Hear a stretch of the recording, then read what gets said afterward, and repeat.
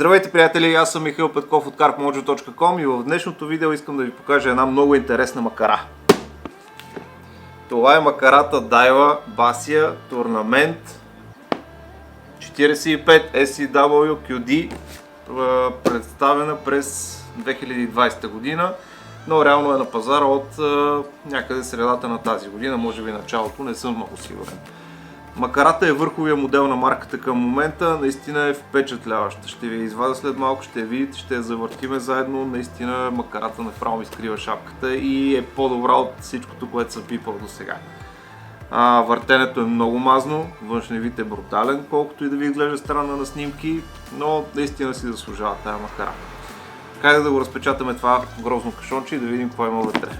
Ако пък за първи път попадате на каналът ми, това е канал за шаранджийски риболов. Качвам често клипчета на продуктови ревюта, снимки от излети, интересни неща най-общо и ще се радвам да се абонирате за него, наистина ви помагате много. Хайде да продължаваме.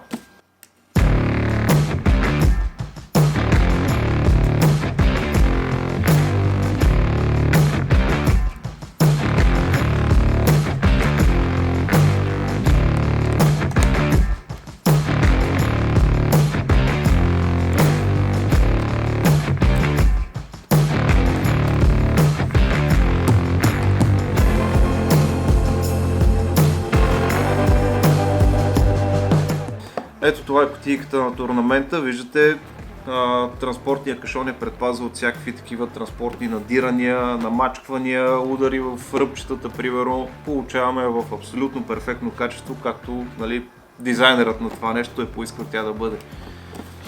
Наистина е много готино да видите толкова чиста и запазена кутийка на външен вид, доставя удоволствие. Хайде да продължаваме навътре, да видим какво има в тази кутия. Ето това е съдържанието на кутийката, започваме ги едно по едно.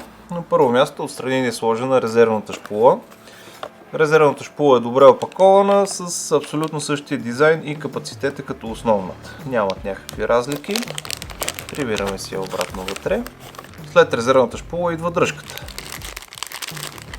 Дръжката тук се навива директно на короната, не е с допълнително болче от другата страна, както е при Emblem, примерно.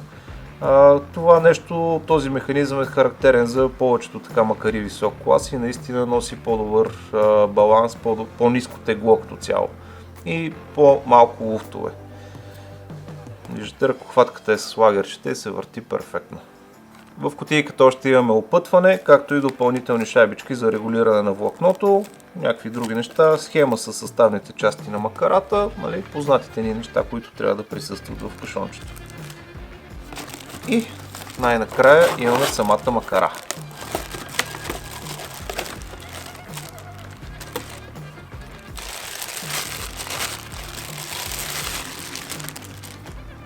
Ето я тая красавица. Наистина е брутално. Ето това е макарата. Виждате, дизайнът е направо впечатляващ. Наистина има усещането за нещо, което е в високия клас. На допир, на въртене е различно от всичко, може би, което сте пипали до сега. Лично аз не съм пипал по-добра макара от тая. Наистина не знам откъде да започна, хайде да започнем с аванса, да речем. Виждате, капачката е с 3 лъчеви крачета.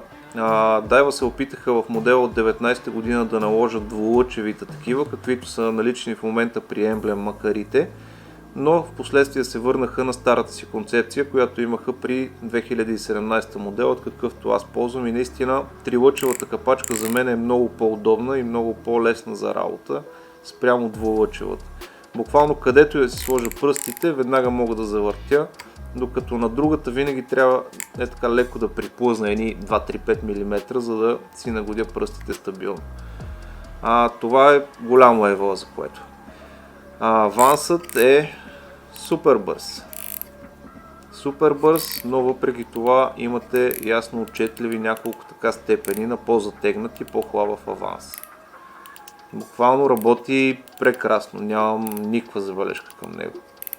Виждате, всяко едно кликване е отделна степен. Нямате прекалено бързо затягане и прекалено бързо разхлабване. Разхлабен, затегнат. Бигела виждате, че е изцяло метален. Това си е характерно за по-високия клас на дайва. Изцяло в черен цвят, не е с сребърни елементи по нея. Сребърните елементи тук са заменени от ето такива матово бордо като цвят. Това е анодизиран алуминий според мене. Изглежда брутално. Сега ще ви приближа малко по-добре да видите. Наистина изглежда много добре. Шпулата на макарата е с характерните за дайва 45 мм, вече от не знам колко години, и да подчертая нещо много важно, конусовидна е. Да поговорим за дръжката и за самата ръкохватка. Както вече ви казах, дръжката се навива директно върху короната с едно ето такова движение, да ви обърна малко настрани.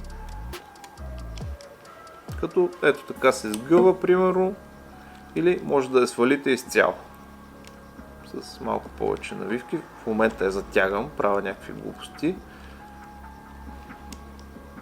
и дръжката вече излиза изцяло. Тя е с резбичка вътре, само да я фокусираме. Това нещо се навива директно върху короната, няма абсолютно никакъв луфт и директно работите с метал в метал в механизма. Навиването става с движение нормално напред, леко затягате, не прекалявайте, няма смисъл прекалено затягане. Ръкохватката е може би популярната и преди другите модели. При моята базия от 17-та година е абсолютно същата ръкохватка. Може би бих искал да ви обърна внимание на ето е този детайл, който надстърча е тук лекичко отстрани. Това е капачката на болта, който покрива ръкохватката. Това нещо за мен е могло малко да го изкусурат и да не надстърча така леко отстрани над ръкохватката, защото при хващане винаги пръстите ми някакси отиват в него и някакси усещам един дискомфорт за това нещо. Не е някаква драма, но надявам се в бъдещите модели вече да го оправят, иначе макарата се върти перфектно, ръкохватчицата. Има си два лагера вътре, работи както трябва да работи. Всичко е в матово черен цвят, дръжката е изваяна от алуминий изцяло. Нещото, което отличава този модел и предишния, представен през 2019 година, е по-бързата предавка. Макарата е с обороти 4,9 към 1 и прибира доста повече влакно спрямо предишните модели, 104 см, докато моята, например, от 17 година прибира 87 см. Въпреки по-бързата предавка, от дайва наистина са се постарали да запазят мекото и леко въртене без никакво усилие, което за мен е една така много сериозно постижение в макаростроенето, така да го кажем. 4,9 оборота към 1 е наистина бърза скорост за шаранджийска макара. Моите са с 4,1 към 1, което е много бавно. Буквално работя така като центрофуга и само виждам уловото как едва ми излиза навънка по водата, докато с тази при по-голяма скорост направо ще препуска отгоре над водата. За да е здрава, по-бързата предавка неминуемо носи и малко по-голямо тегло. Тук теглото се покачва до 520 грама. При старите модели Basia SLD теглото е около 475-480 грама, тук е с 40 грама повече. Това в никакъв случай не пречи на макарата и тя се балансира чудесно с всяка една въдица. В макарата са вложени 9 лагера, не съм сигурен дали могат да се направят подобрения, не съм се интересувал все още да се добавят някъде още, но най-вероятно навсякъде, където е могло, са поставили лагер. Просто всичко трябва да е съвсем окей. Драгът на аванса го дава 10 кг, което абсолютно не трябва да ви притеснява, макарата наистина държи супер много. Шпулата на макарата е малко по-плитичка от нормалните, които сме свикнали да виждаме. Тя побира 300 метра 0,35 влакно. Ако решите да ловите на по-големите ни държавни язовири, може да ви се окаже малко плитка. Имайте го предвид това при избора на такава макара, но за всяка една ситуация това е чудесен избор. Забравих да спомена още нещо интересно.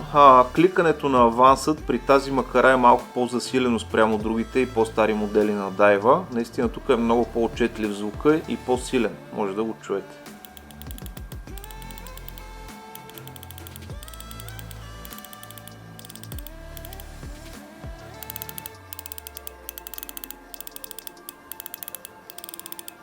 Много ме кефи, точно както трябва да бъде. И искам да ви покажа самият механизъм, който отговаря на него, защото наистина е интересен и напълно безпроблемен. Сваляме капачката. Имаме още едно много важно нещо. Макарата е водозащитена. Виждате тук отгоре на шайбичките на авансът има гумен пръстен, който предотвратява всякакво влизане на вода в тях и по този начин дори в дъжд, в сняг, независимо от атмосферните условия, авансът ще продължи да работи адекватно. И да ви покажа отвътре самият механизъм, който отговаря за кликовете. Виждате едно като запчатка има изваяно вътре по шпулата. Това нещо работи заедно с ето тази пружинка. Дебелата пружинка, ето тази пружинка. Това нещо при движение вътре по край тези зъби издава този характерен и приятен звук, който всички чуваме. Това нещо буквално е вечно, няма чупене, единственият вариант е да ви се износят тук зъбчетата на шпулата, което ще стане след 10, 15, 20 години и изобщо не трябва да го мислите. Виждате роторът на макарата, това е самия предпазител да не влиза влакното около уста на шпулата. Наистина е доста по-подобрен в сравнение с на моята макара. При нея той е много по-тесничък и ми се е случило наистина да попадне влакното под шпулата, но тук смятам, че това е невъзможно и наистина са се постарали да го направят хем лек, хем ефективен, хем да не издава никакви паразитни звуци при въртене. Докато на по-старите модели, знаете, то е една голяма пластмаса, която се поставя на уста и контактува тук с външните страни на ротора, като се движи надолу и нагоре заедно с шпулата. Това нещо носи допълнително тегло, често се чупи това нещо, трябва да бъде смазвано редовно, защото почва да издава звуци и наистина това нововъведение е нещо готино, което е добра инженерна мисъл и подобрение. Мисля, че това бяха интересните неща за тази макара. Инженерно наистина е доста подобрена спрямо старите модели. Наистина си заслужава апгрейд, ако към момента ползвате някой от по-старите, Tournament, QD, SLD и така нататък. Спрямо модела от 19-та година подобренията не са толкова много и аз лично не бих сменил модела от 19-та година за тази. Тоест и двете работят приблизително с еднакво добре. Спрямо моите от 2017 година разликата е много голяма. Още нещо забравих да спомена, макарата е с бавна осцилация, но тази осцилация не е толкова бавна като при Shimano Aero Technium, при която има проблеми с използването на по-дебели влакна. Тоест тя толкова бавно ги нарежда плътно едно до друго самите навивки, че като използвате по-дебело влакно, се случва двете влакна да се застъпят едно с друго, което не изглежда добре на първо място и повлошава според мен кастинг дистанцията.